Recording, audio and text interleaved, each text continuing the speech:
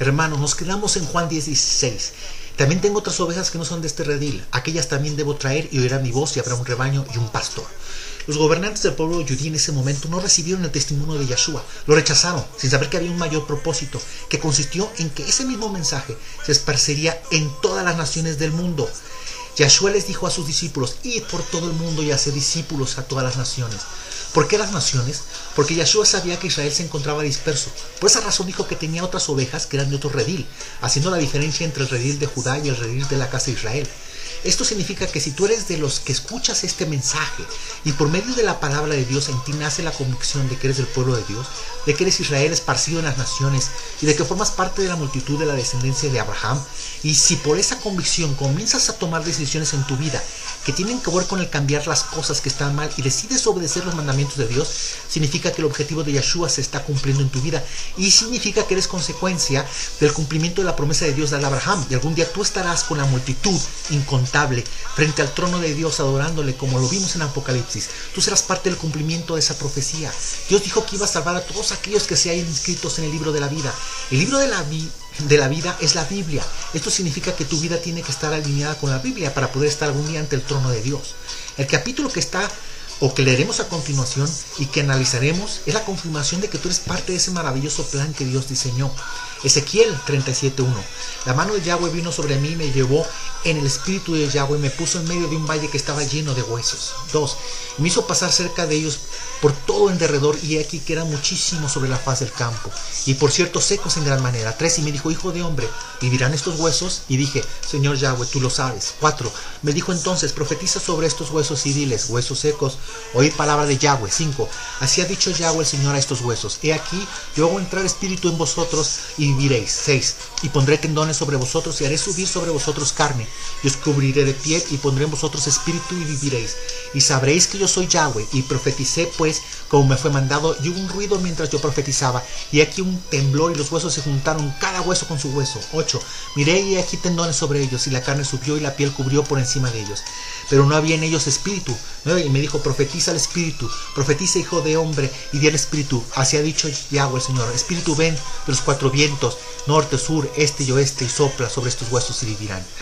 Esto se relaciona con lo que leímos en Apocalipsis, en donde se describe a los vientos de los 4 ángulos de la tierra. 10. Y profeticé cómo me había mandado, y entró espíritu en ellos, y vivieron, y estuvieron sobre sus pies un ejército grande en extremo.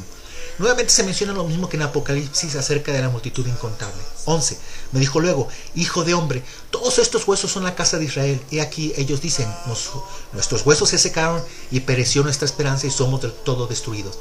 Los que vendrán de los 4 puntos cardinales serán los que son Israel, los que hayan recibido del Espíritu de Dios, que hayan recibido la convicción de identidad y que volverán a la vida, porque el vivir alejado de Dios y sus mandamientos es como los cuerpos que tenían huesos, tendones, carne, pero sin vida. Mas los que oyen la voz del Espíritu que vienen a esos huesos secos es la palabra. Entran entonces al libro de la vida, porque significa que ya no están muertos. Esto significa que ya no viven en pecado, sin Dios. Estos son la casa de Israel, título que se le da en la Biblia a los 10 tribus del norte, y que fueron esparcidas en las naciones y que hoy en día nadie sabe quiénes son. 12. Por tanto profetiza y dile: así ha dicho Yahweh el Señor: he aquí yo abro vuestros sepulcros, pueblo mío, y os haré subir de vuestra sepultura y os traeré a la tierra de Israel. Eso representa un milagro. Ezequiel escribió una profecía cuando el pueblo de Judá había sido llevado cautivo a Babilonia, lo que hoy es Irak, mientras que las tribus de las casas de Israel habían sido llevadas cautivos 200 años antes y que también regresarían a Israel. Yeshua profetizó la destrucción del templo de Jerusalén cuando dijo que de este templo no quedaría piedra sobre piedra. Esa profecía se cumplió en el año 70 después de Cristo, con la invasión de los romanos a Jerusalén, donde destruyeron el templo y se llevaron cautivo a los judíos y se los llevaron a todos los mercados de Europa y los vendieron como esclavos. Posteriormente, Roma les cambió el nombre a la tierra de Israel y les puso el nombre de Palestina para honrar a los antiguos enemigos de Israel, a los que se les llamaba filisteos, en latín filistinos. Desde ese entonces los judíos fueron perseguidos y no pudieron regresar a su tierra. Por 2000 años no tenían país hasta que se formó una comunidad judía en Sefarad, en España. Sin embargo, Roma controlaba ese país a través de la Iglesia Católica Romana.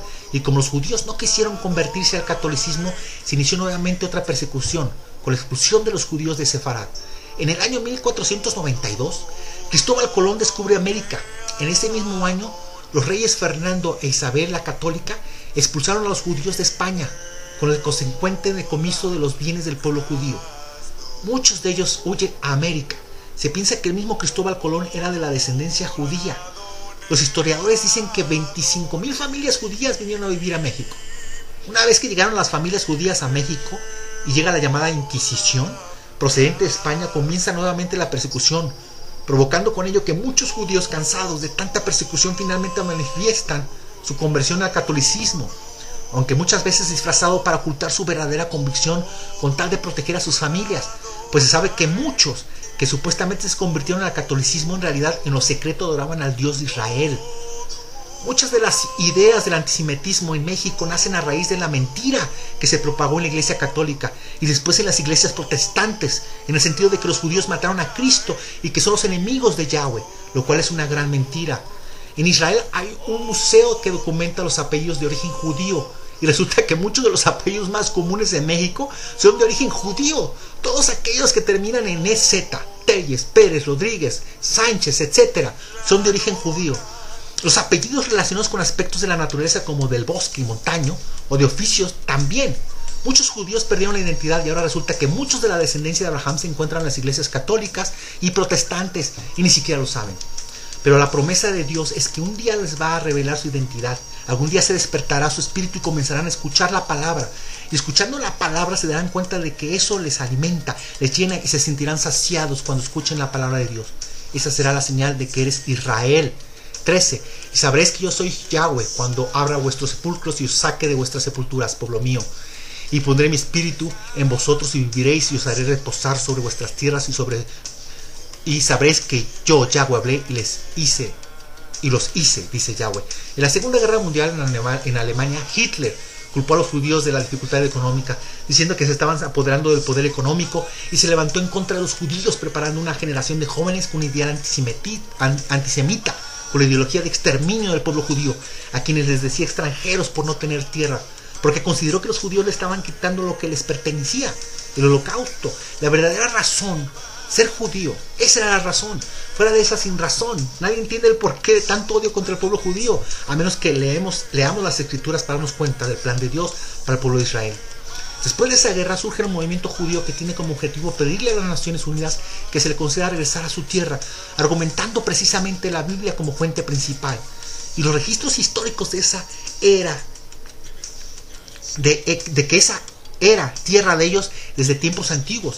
Nunca en la historia se había dado que sobreviviera un pueblo tan antiguo y que tuviera la posibilidad de regresar a su tierra. El 14 de mayo de 1948, mientras en las Naciones Unidas los líderes del mundo deliberaban acerca de la necesidad del pueblo judío de tener su propia tierra para que pudieran tener su propio ejército y poderse defender de las persecuciones de las que habían sido objeto por tantos años, decidieron someter la decisión a votación, mientras ellos votaban aproximadamente 2600 años atrás. El profeta Isaías, por voz de Dios, anunció la siguiente profecía. Isaías 66, 8, 9. ¿Quién oyó cosa semejante? ¿Quién vio tal cosa? ¿Concebirá la tierra en un día? ¿Nacerá una nación de una vez? Pues en cuanto Sión estuvo de parto, dio a luz sus hijos. Yo que hago dar a luz, no haré nacer, dijo Yahweh. Yo que hago engendrar, impediré el nacimiento, dice tu Dios. Las Naciones Unidas en un día votaron para saber si le daban a los judíos esa tierra. Sin embargo, ya estaba escrito que sucedería y que sucedería en un solo día. Hoy en día existen videos de la votación que se llevó a cabo en las Naciones Unidas, concluyendo por la proclamación de la Constitución del Estado de Israel. David Ben Gurión, primer ministro de Israel, la hizo declaratoria de la independencia diciendo: hemos vuelto a nuestra tierra, se ha cumplido la profecía, aquí estamos de vuelta. La Biblia es verdadera, podemos confiar en ella. Cuando le preguntaron a David Ben Gurión: ¿por qué dices que esa tierra les pertenece? El primer ministro les contestó: porque está escrito en la Biblia. La Biblia fue dada al mundo como testimonio de que Yahweh de Israel es el único Dios verdadero.